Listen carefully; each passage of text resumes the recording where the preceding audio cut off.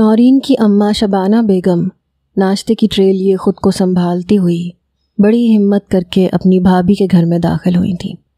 تقریباً پورے 8 سال گزر چکے تھے اور آج وہ اس گھر میں آئی تھیں جسے وہ غریب خانہ کہا کرتی تھیں، جبکہ سچ تو یہ تھا کہ یہ غریب خانہ اب سنور چکا تھا۔ یاسر کی نوکری اور اس کی ترقی نے اس گھر کے حالات بدل دیے تھے اور ساتھ ہی گھر کے در و دیوار بھی امیری جھلکانے لگے تھے، لیکن شبانہ بیگم کو اپنے مقابلے میں یہ سب کچھ خاک برابر ہی لگتا تھا کہ ان کے شوہر کا کاروبار پوری طرح جمع ہوا تھا، پیسے کی ریل پیل تھی۔ وہ سنبھل کے اندر داخل ہوئیں تو سامنے ہی زرینہ بیگم نظر آ گئی۔ شبانہ بیگم کو دیکھتے ہی ان کے چہرے پہ طنزیہ سی مسکراہٹ ابھری۔ زہے نصیب، آج تو بڑے بڑے لوگ آئے ہیں ہماری چوکھٹ پر۔ انداز میں ایسی طنزیہ رمق تھی کہ شبانہ بیگم نے گھبرا کے انہیں دیکھا تھا۔ آج پانسا پلٹ چکا تھا۔ بازی روزینہ بیگم کے پاس تھی، اس لیے وہ بس اپنے لفظوں کو اپنے اندر ہی اتار گئی۔ اکلوتی بیٹی میں ان کی جان بستی تھی۔ یہ اور بات تھی کہ اپنی نند کی نفرت میں انہوں نے اپنی اسی بیٹی کی زندگی اجاڑ دی تھی۔ دکھائیں تو ذرا کیا لائی ہیں ناشتے میں، اب آپ تو بڑے لوگ ہیں، کچھ خاص ہی آیا ہوگا۔ ٹرے ڈائننگ ٹیبل پر رکھ کر لیتے ہوئے زرینہ بیگم نے کپڑا ہٹایا اور افسوس بھری نظروں سے شبانہ بیگم کو دیکھنے لگی۔ ارے یہ کیا، یہ تو عام سا ناشتہ ہے، وہی انڈے، جیم، جیلی۔ مجھے تو لگا تھا آپ لوگ سونے کے نوالے کھاتے ہوں گے۔ زرینہ بیگم کے انداز میں ایسی تلخ مسکراہٹ تھی کہ شبانہ بیگم بغل میں منہ چھپانے لگی۔ کوئی اور وقت ہوتا تو اپنی بھابھی کو ایک پل کے لیے بھی وہ نہ بخشتی، لیکن آج ان کی حیثیت بدل گئی تھی۔ آج وہ نند بن کر نہیں بلکہ سمدھن بن کر آئی تھیں، اسی لیے انہیں صبر کا گھونٹ پینا تھا۔ زرینہ بھابھی، نورین کہاں ہے؟ شبانہ بیگم نے بات بدلنے کی کوشش کی۔ ارے کہاں ہوگی، آپ کی اولاد ہے، جیسی آپ ویسی ہی وہ، ابھی تک پڑی سو رہی ہوگی، میں جگاتی ہوں جا کے اسے۔ جان بوجھ کے زرینہ بیگم نے جھوٹ بول کر انہیں اپنی چیئر پہ بیٹھنے کا اشارہ کیا اور خود بیٹے کے کمرے میں پہنچ گئیں، جہاں نورین زخموں سے چور سسکتے ہوئے تیار ہونے کی ناکام کوشش کر رہی تھی اور یاسر اس کے پیچھے کھڑا خوفناک نگاہوں سے اسے دیکھ رہا تھا۔ تمہاری اماں آ گئی ہے ناشتہ لے کے نورین، بہتر یہ ہے کہ اپنی ماں کے سامنے کسی بات کا اظہار نہ کرنا، ورنہ یاسر تمہیں طلاق دے کے یہاں سے روانہ کر دے گا اور ایک اور کالک تمہارے ماں باپ کے دامن پہ مل جائے گی۔ پہلے ہی تم نے گھر سے بھاگ کے انہیں بڑا بدنام کیا ہے، اب اگر شادی کے اگلے دن طلاق لے بیٹھو گی تو سوچو زمانہ تمہیں کیسے رسوا کرے گا۔ زرینہ بیگم نے مسکراتے ہوئے فاؤنڈیشن اپنی انگلی میں لے کر اس کی آنکھ کے پاس زخم پر لگائی تاکہ زخم کا نیلا رنگ چھپ جائے۔ ذرا صحیح سے میک اپ کرو اور چہرے پہ مسکراہٹ لاؤ، شاباش بیٹے۔ اس کے کندھے کو تھپکتی یاسر کو آنکھ سے کچھ اشارہ کرتی وہ کمرے سے باہر نکل گئی۔ اگر اپنی ماں کے سامنے تم نے ایک لفظ بھی زبان سے نکالا تو تمہاری زبان کاٹ دوں گا، یاد رکھنا۔ یاسر نے اسے بالوں سے پکڑ کے اپنے نزدیک کرتے تیکھے لفظوں میں ایسے ڈرایا تھا کہ اس کی جان نکل گئی تھی۔ وہ بس گردن ہلا کے یاسر کی بات پہ حامی بھر سکی اور پھر اس نے تیزی سے فاؤنڈیشن کے ذریعے اپنے سارے زخموں کو چھپایا، دوپٹہ بھر کر پوری طرح ایسے اوڑا کہ گردن کا کوئی حصہ نظر نہ آئے، جہاں یاسر کے دانتوں کے نشان پوری طرح سے واضح تھے۔ اور پھر جب وہ ڈرائنگ روم میں پہنچی تو ماں کو دیکھتے ہی آنکھوں سے آنسو گرنے لگے۔ شبانہ بیگم نے جلدی سے اسے گلے سے لگا لیا۔ تم ٹھیک ہو نورین؟ ان کا دل خون کے آنسو رو رہا تھا۔ اپنی نند کی نفرت میں انہوں نے بیٹی کو جس جہنم میں جھونکا تھا، اس کا احساس انہیں بھی اچھی طرح تھا۔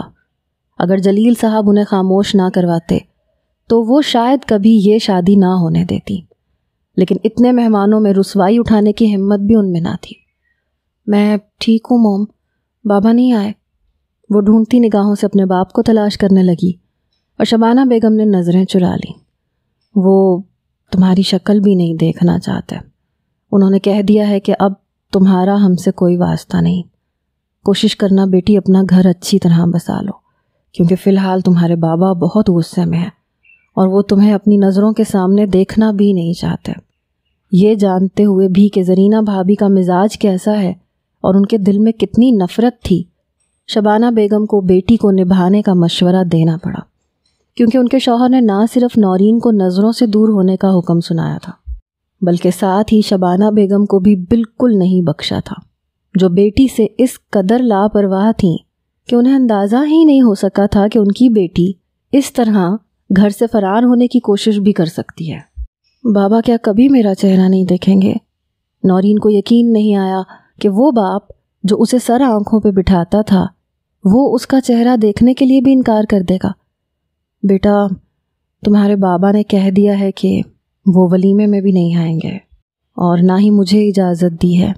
मैं बस बड़ी मुश्किल से उनसे इजाज़त लेके ये नाश्ता लेके आई हूँ, ताकि तुम्हें बता सकूँ कि तुम्हें अब हर हाल में यासिर के साथ निभाना है।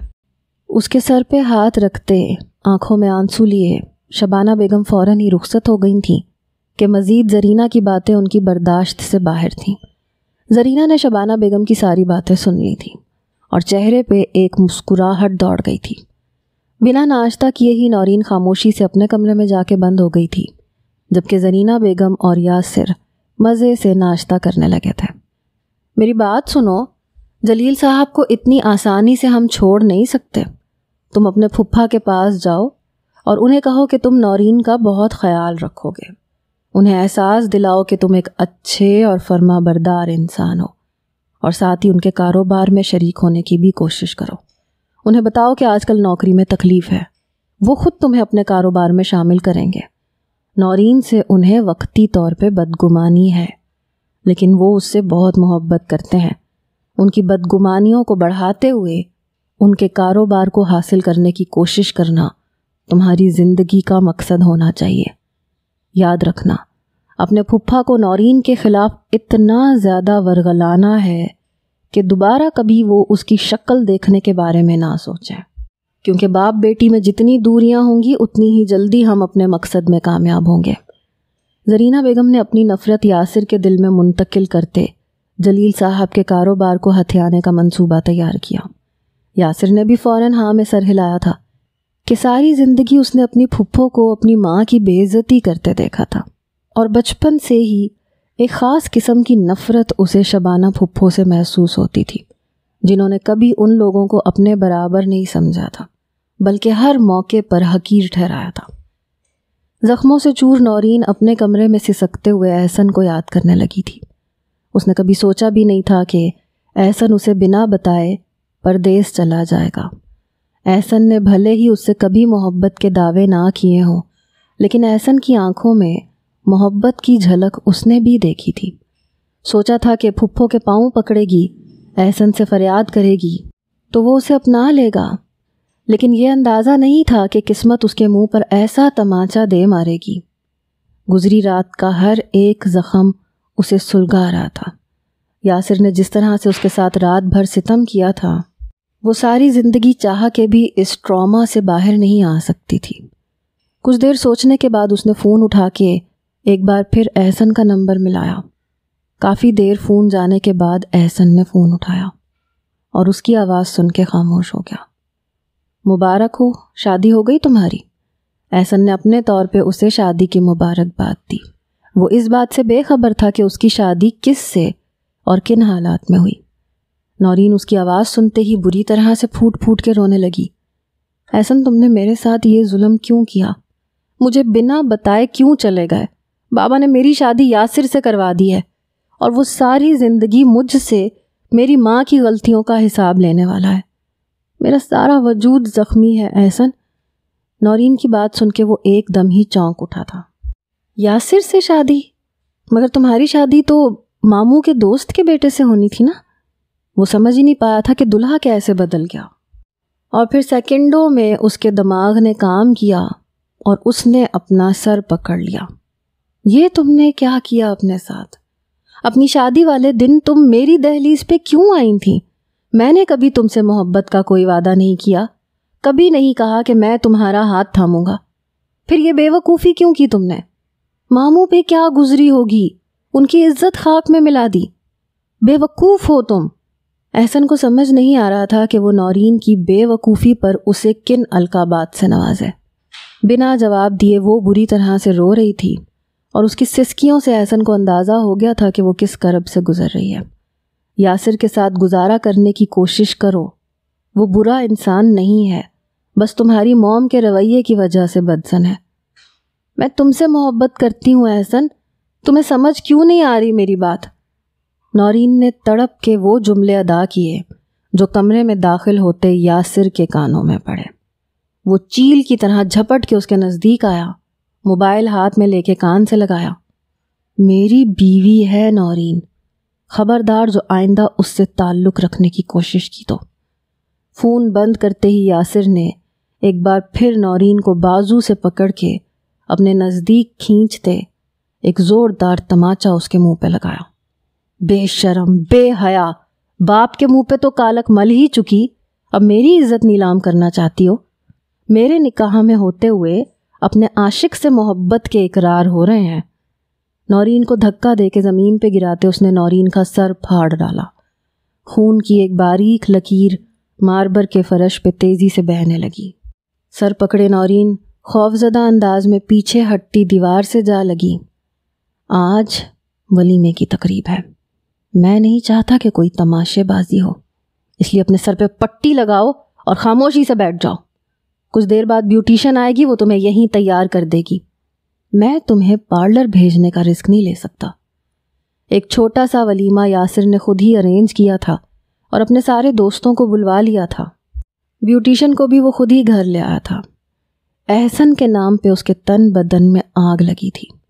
احسن اور وہ ماضی میں اچھے دوست رہ چکے تھے، لیکن نورین کو احسن سے محبت تھی، یہ بات اس سے برداشت نہیں ہوئی تھی۔ بیوٹیشن اسے تیار کرنے کے لیے کمرے میں داخل ہوئی تو اس کے وجود پر موجود زخم دیکھ کر وہ ایک لمحے کے لیے گھبرا گئی۔ آپ ٹھیک تو ہیں میڈم؟ بیوٹیشن نے جلدی سے اس کے نزدیک آتے اس کے زخموں پہ ہاتھ پھیرا اور وہ تڑپ اٹھی تھی۔ یہ سب آپ کے شوہر نے کیا ہے؟ بیوٹیشن کو جیسے یقین ہی نہیں آ رہا تھا۔ وہ ایک دم سسک سسک کے رونے لگی اور بیوٹیشن نے اسے اپنے سینے سے لگا لیا۔ میڈم، آپ نے اپنے پیرنٹس کو کیوں نہیں بتایا؟ آپ کہیں تو ہم پولیس کو انفارم کریں؟ یہ تو بہت بڑا ظلم ہے۔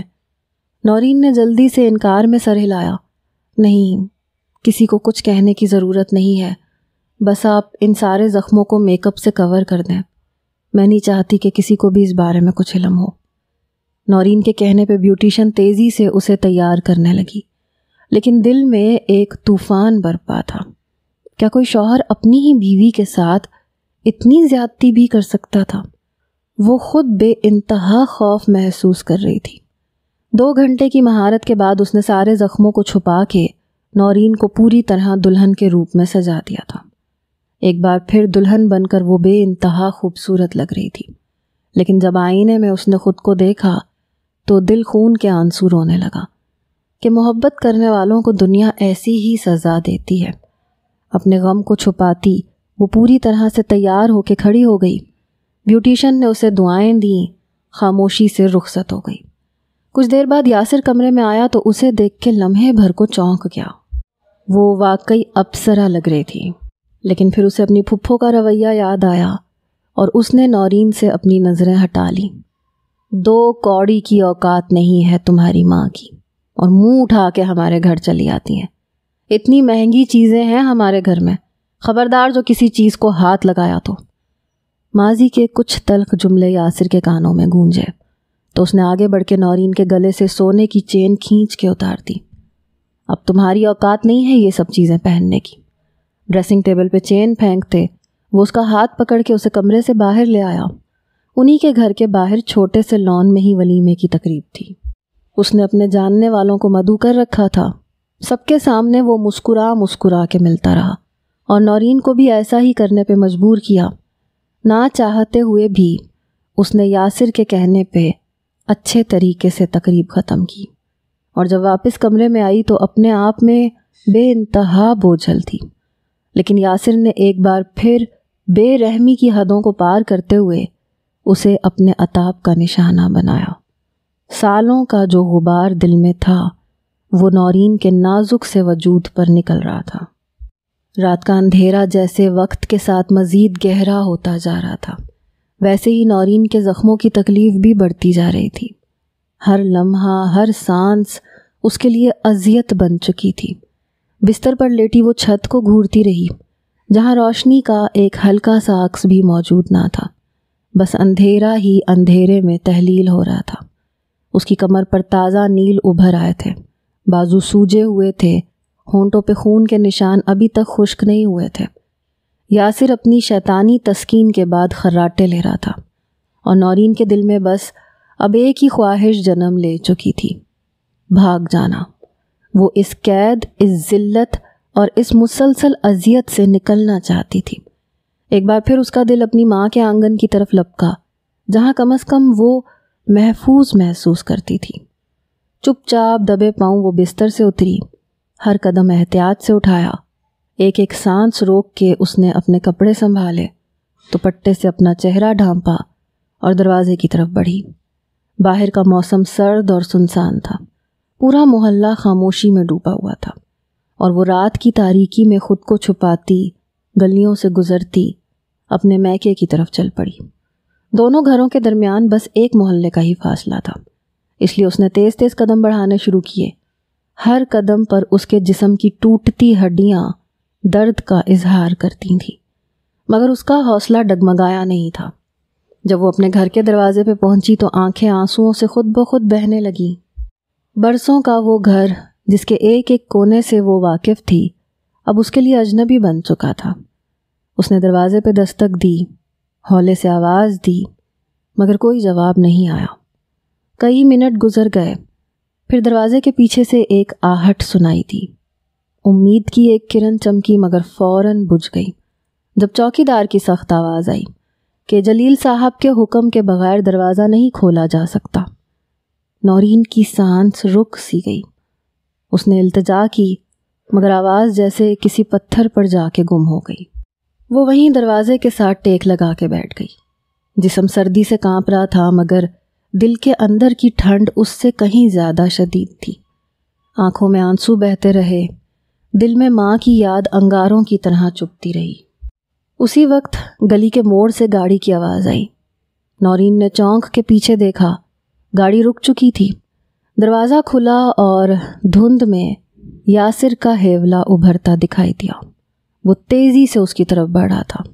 نورین نے اٹھنے کی کوشش کی، مگر اس کے زخموں نے ساتھ نہ دیا۔ وہ وہیں بیٹھی رہ گئی، بے بس، کمزور، ٹوٹ چکی تھی۔ یاسر نے آ کے اس کا بازو زور سے پکڑا اور گھسیٹتے ہوئے اسے گاڑی کی طرف لے جانے لگا۔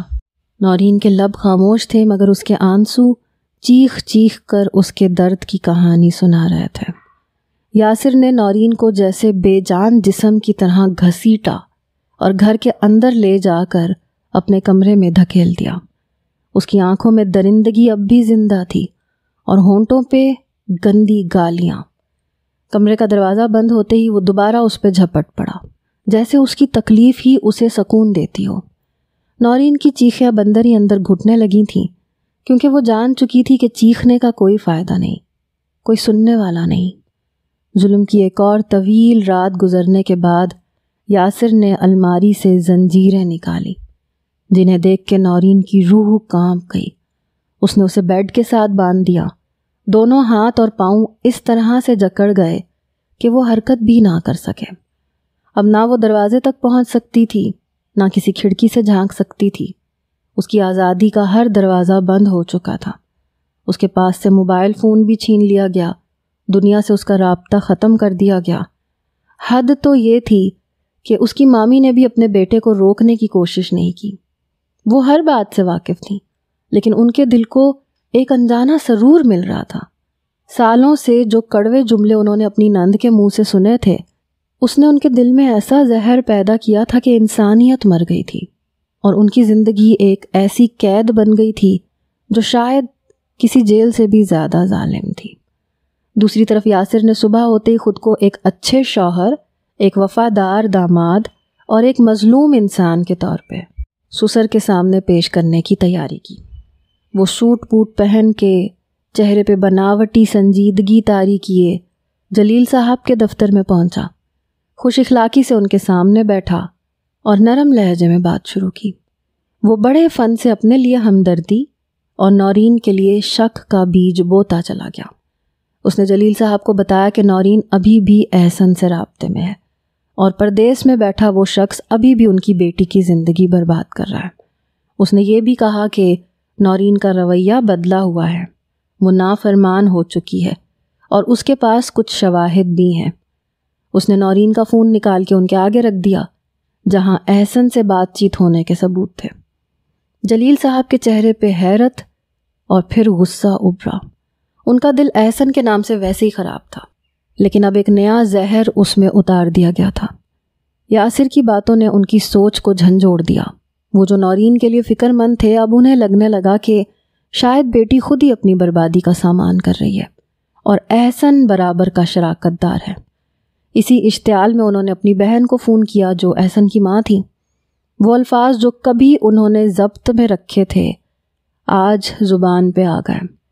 انہوں نے طعنوں، شکایات اور شکووں کی بارش کر دی۔ انہیں لگا کہ احسن نے پردیس جا کے بھی نورین کا پیچھا نہیں چھوڑا اور اب ان کی بیٹی کی عزت اور زندگی دونوں داؤ پہ لگ چکے ہیں۔ احسن کی ماں نے جب بھائی کی باتیں سنی تو دل لرز گیا۔ انہوں نے اپنی صفائی پیش کرنے کی کوشش کی، بار بار کہا کہ احسن ایسا کر ہی نہیں سکتا، وہ اب بھی نورین کے لیے دعا گو ہے، اس نے پردیس جا کر زندگی کے کئی خواب قربان کیے ہیں۔ لیکن جلیل صاحب کا دل کسی دلیل کو ماننے کو تیار نہ تھا۔ یاسر کا زہر ان کے کانوں سے ہوتا ہوا دل تک اتر چکا تھا اور وہ ایک فیصلہ کن موڑ پہ پہنچ چکے تھے۔ انہوں نے وہی کیا جو ان کے غصے، مایوسی اور بدگمانی نے ان کے دل میں بٹھایا تھا۔ انہوں نے احسن کے خاندان سے ہر رشتہ ختم کر دیا اور یاسر کو، جسے وہ اب سب سے قیمتی اور سب سے وفادار سمجھنے لگے تھے، اپنے کاروبار میں شامل کر لیا۔ دفتری امور میں اسے ساتھ رکھنے لگے، فائلوں کی ذمہ داری، میٹنگز کا بندوبست، حتیٰ کہ مالی معاملات بھی اب یاسر کے ہاتھ میں جانے لگے۔ یاسر سارا دن ان کے ساتھ ساتھ رہتا، خدمت گزاری میں جھکتا، فرما برداری میں لبیک کہتا۔ وہ خود کو جلیل صاحب کا سب سے بڑا سہارا ظاہر کرنے لگا تھا اور یہ سچ بھی تھا۔ اب جلیل صاحب کے گرد صرف وہ ہی رہ گیا تھا۔ باقی سب رشتے یا تو ان کے دل سے نکل چکے تھے یا ان کی نظروں میں بے وقت ہو چکے تھے۔ انہیں تو اپنی بیوی سے بھی بہت زیادہ بیر ہو گیا تھا۔ خدا کا کرنا ایسا ہوا کہ ایک دن جب وہ دفتر سے نکلے، دل میں غصے کا طوفان لیے، دماغ میں بے شمار خیالات کا شور لیے، ان کی توجہ لمحے بھر کے لیے بٹ گئی۔ سگنل پر ایک تیز رفتار گاڑی نے ان کی گاڑی کو ٹکر ماری۔ سب کچھ لمحوں میں بدل گیا۔ شور، ہجوم، ایمبولینس کی آوازیں اور پھر خاموشی۔ وہ ہسپتال کے بستر پر زندگی اور موت کے بیچ جھولنے لگے۔ ڈاکٹروں نے حالت نازک بتائی اور تب انہوں نے اپنی آخری وصیت لکھوائی۔ اپنی جائیداد، کاروبار، زمینیں، سب کچھ اپنے داماد یاسر کے نام کر دیا۔ ان کے الفاظ میں ایک تھکن، ایک شکست اور ایک گہرا ملال چھپا تھا۔ پھر وہ خاموشی سے اپنی آنکھیں بند کر گئے۔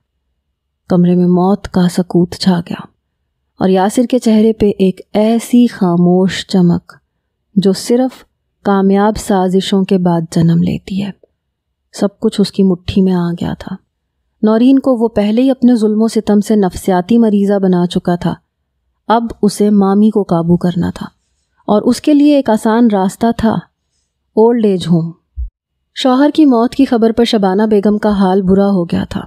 نورین بھی ابھی اس صدمے سے سنبھل نہیں پائی تھی کہ یاسر نے اپنی اگلی چال چلی۔ وہ جس قدر مکاری سے آگے بڑھ رہا تھا، اتنی ہی تیزی سے نورین کی زندگی اندھیروں میں ڈھلتی جا رہی تھی۔ یاسر نے اپنی مامی شبانہ بیگم کو دعوت دے کر گھر بلوایا، ایک خوشی ایک جیت کی دعوت۔ اور اس دن شبانہ بیگم کو پتہ چلا کہ ان کی غیر موجودگی میں کس طرح ان کے شوہر نے سب کچھ یاسر کے نام کر دیا ہے۔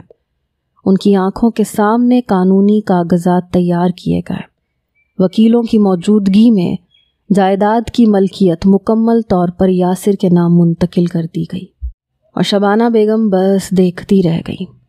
یاسر کے راستے میں اب کوئی رکاوٹ نہ تھی، نہ کوئی جواب دہی۔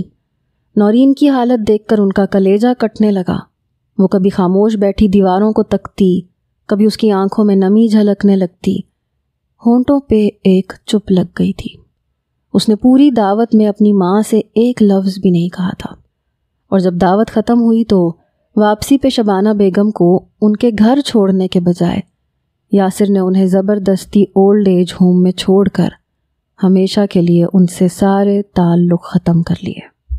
پھر اس نے اپنے والدین کو بیرون ملک روانہ کر دیا۔ آرام دہ زندگی، شان و شوکت اور انعام کے طور پہ وہ سب کچھ جو اس کی مکاری سے ممکن ہوا۔ اب یہاں اس محل نما گھر میں صرف یاسر اور نورین رہ گئے تھے۔ یاسر نے وہ زندگی شروع کر دی جو ہمیشہ سے اس کے دل میں پل رہی تھی۔ وہ روز نت نئی لڑکیوں کو گھر لاتا، کہہ کہوں کی آوازیں ان راہداریوں میں گونجنے لگتی جہاں کبھی نورین کے آنسوؤں کی نمی بسی رہتی تھی۔ وہ لڑکیاں ہنستی تھیں، ناچتی تھیں اور نورین کے وجود کو جیسے روند کر گزرتی تھیں۔ وہ سب کچھ نورین کے سامنے ہوتا تھا دانستہ طور پہ۔ یاسر اب کسی پردے کا قائل نہیں تھا، وہ نورین کو دکھ دینا چاہتا تھا، انتقامی سفاک دکھ۔ وہ اس کے وجود کو مسمار کرنا چاہتا تھا، یہاں تک کہ وہ خود کو جیتے جی مردہ محسوس کرے۔ اس لیے اس نے شرم و حیا کے ہر پردے کو ہٹا کر نورین کے سامنے دوسری لڑکیوں کے ساتھ تعلقات قائم کیے، اور نورین، اس کی آنکھوں میں آنسو نہیں سوال بہتے تھے، وہ سوال جو کسی کو نظر نہیں آتے تھے، کسی کو سنائی نہیں دیتے تھے۔ وہ صرف بیٹھتی، دیکھتی، سہتی اور اندر ہی اندر گھٹتی رہتی۔ اس کا ذہن اب الجھنے لگا تھا، اسے سناٹا تیز آوازوں میں بدلتا محسوس ہوتا، دیواریں جیسے چیختی تھیں اور اس کا دل دھڑکنے کے بجائے کانپنے لگتا تھا۔ کبھی کبھی وہ خود سے باتیں کرنے لگتی، آئینے میں کھڑی ہو کے پوچھتی، میں کون ہوں؟ کیا واقعی میں زندہ ہوں؟ نورین خود کو کھوتی جا رہی تھی۔ دن اور رات کی تمیز، خواب اور حقیقت کی لکیر، خوشی اور اذیت کا فرق، سب کچھ مٹ چکا تھا۔